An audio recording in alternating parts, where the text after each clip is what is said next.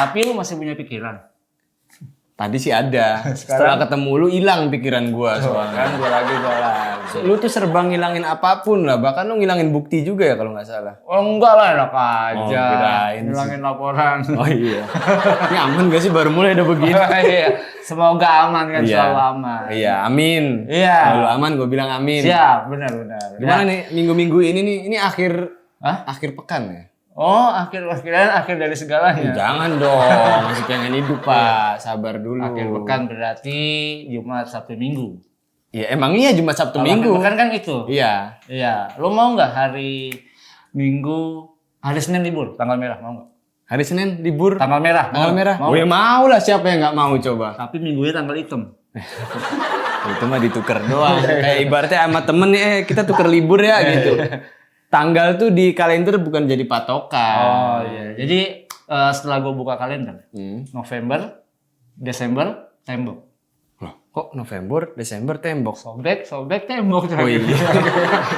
Iya. Berarti bulan ada 13 ya? 13. Yang terakhir tembok. Terus selalu Deca. Gue tuh hidup selama ini tuh gue belajar ini itu kalau ketemu lu buyar semua pelajaran gue. Iya, makanya jangan terlalu fokus sama gue. Oh iya. Ya. Mending fokus ke sini ya. Masalah korupsi. Waduh. Lu fokus nggak? Iya. Perhatiin nggak maksudnya? Kalau ngomongin korupsi, sering banget tuh file gue korup, Cak. Enggak, itu file. Oh, file. Korup itu rusak berarti. Oh, rusak. Beda. Bukan perlakuan pejabat. Bukan. Bukan. Ini kan pakai si, korupsi. Oh, korupsi. Emang si siapa yang korup? Si dia. Oh, iya. Aman. Padahal udah mancing lah ya pemirsa ya. Biar dia tuh dipotong di TikTok kita sebarin. Makanya jangan potong-potong, makanya harus full. Jadi jangan main potong-potong ya? Iya, harus bal. Benar, akurat, lengkap. Ah, berarti editor suka motong-motong korupsi bukan tuh? Editor kan edit-edit yang kotor.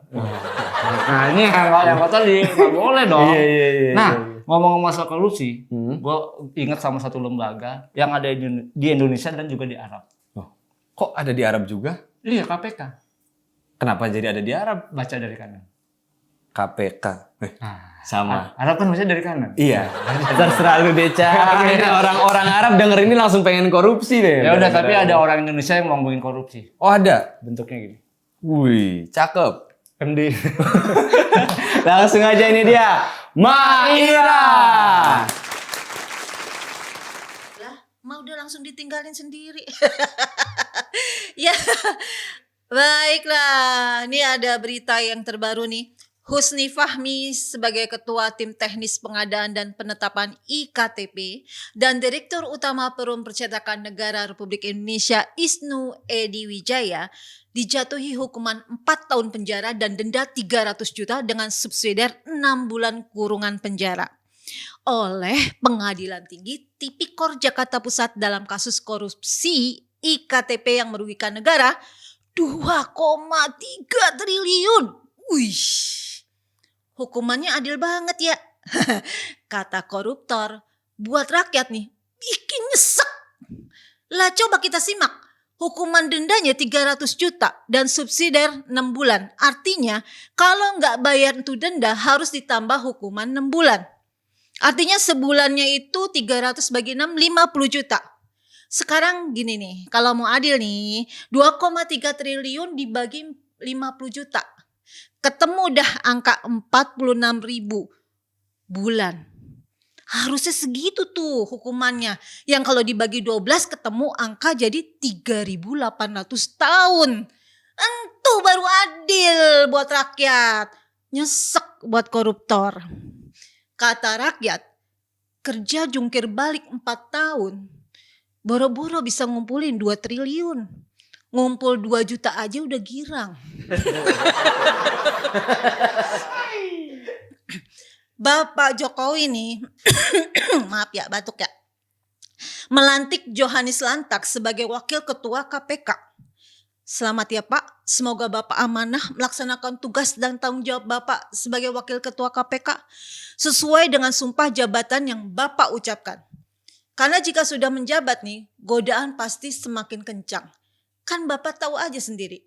Yang sebelumnya aja nih yang Bapak gantikan tuh tergoda sama gratifikasi saat nonton MotoGP Mandalika.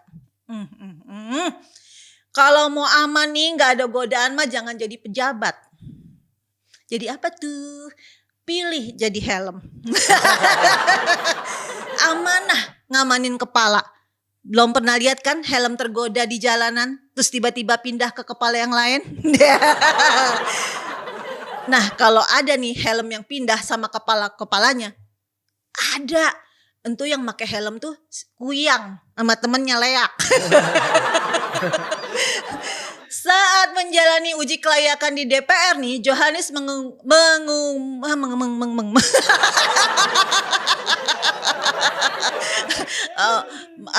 udah kayak ini Mbak Puan Maharani. Kelibet. Mengatakan nih pentingnya pencegahan dalam pemberantasan korupsi. Nah benar Pak, pencegahan. Karena korupsi itu tuh bukan karena kebutuhan ekonomi, tapi keserakahan yang membutakan hati nurani dan akal sehat. Alhamdulillah dalam catatan sejarah nih gak ada tuh koruptor yang berstatus sebagai anak kosan. Johannes Lantak juga mengatakan nih, salah satu cara untuk mencegah korupsi adalah dengan memperkuat sosialisasi dan literasi. Bagus Pak.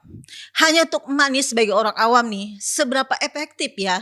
Secara nih selama ini gak kurang-kurang dah upaya tersebut dilakukan, tapi kasus korupsi mah tetap menjamur.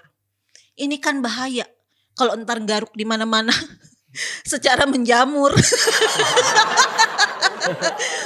Mas sedikit ngulas tentang transparansi anggaran eranya Ahok ya. Jadi ini awalnya nih sistem pada masa pemerintahan Gubernur Jokowi dan wakilnya Basuki Cahayapurnama yang kemudian diterapkan di masanya Gubernur Basuki Cahayapurnama. Inovasi perencanaan yang dimaksud adalah sistem penganggaran dengan e-budgeting, e-planning, e-mushroom bank, dan e-komponen. Latalah kagak berlanjut di masanya Anies. Adapun dengan e-budgeting ini, semua perencanaan penganggaran diinput secara digital ke dalam sistem.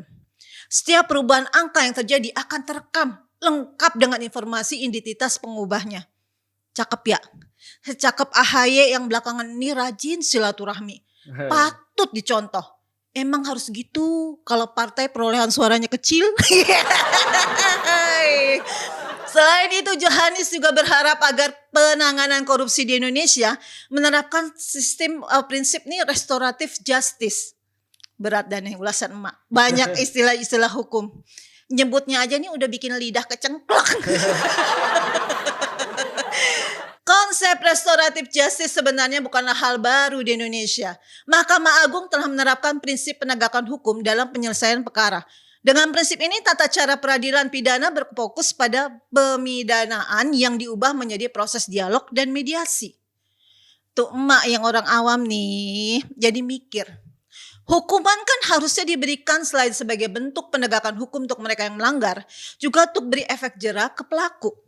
Lah, kalau misalnya ini udah divonis bersalah, terus remisinya diobral, bentaran doang terus bebas, pelaku jera.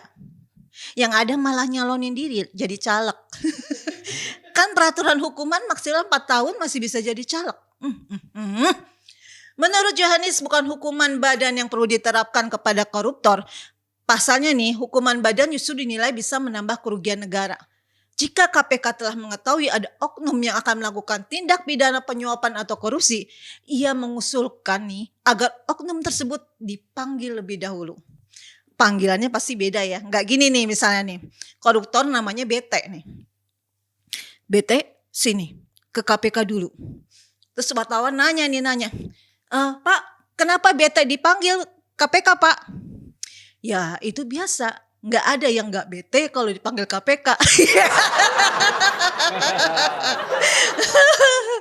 Johannes melihat saat ini proses pemberantasan korupsi dengan menangkap, menyidik, dan menahan para pelaku akan menghamburkan uang negara. Iya juga sih.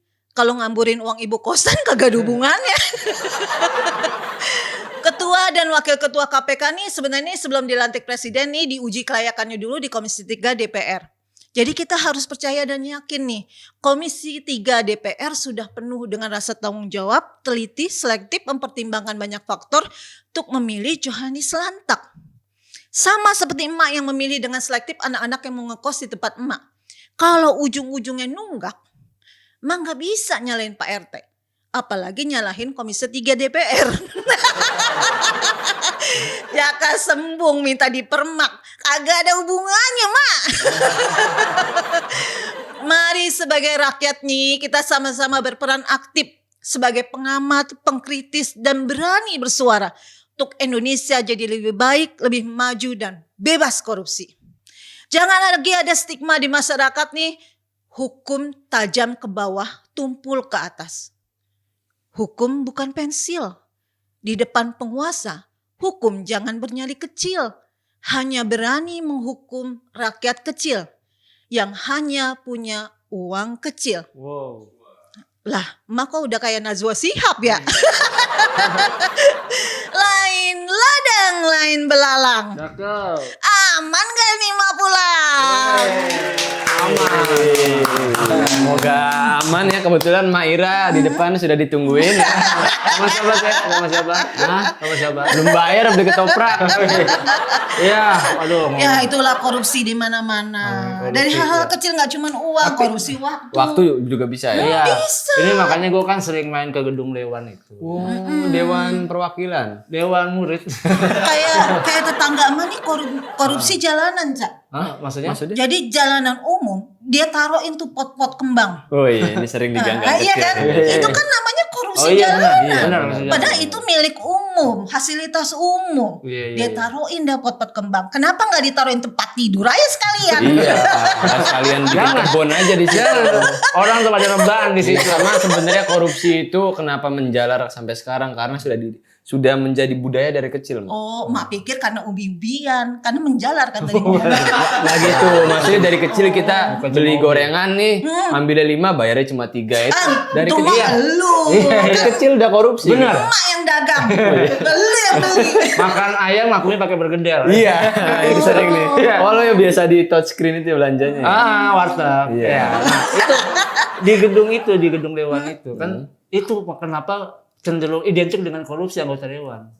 Karena gedungnya itu pakai istilah komisi. Belum apa-apa duit aja. Oh iya, apa-apa. Lo kerja di mana? Di komisi. Harusnya diganti jadi Donasi. Donasi. Cakep nih. Donasi perwakilan rakyat. Iya. Iya, yang donasi juga rakyat. Ya, makasih Maira. Iya. Thank you, Sampai ketemu lagi di Muka Mix selanjutnya. See you.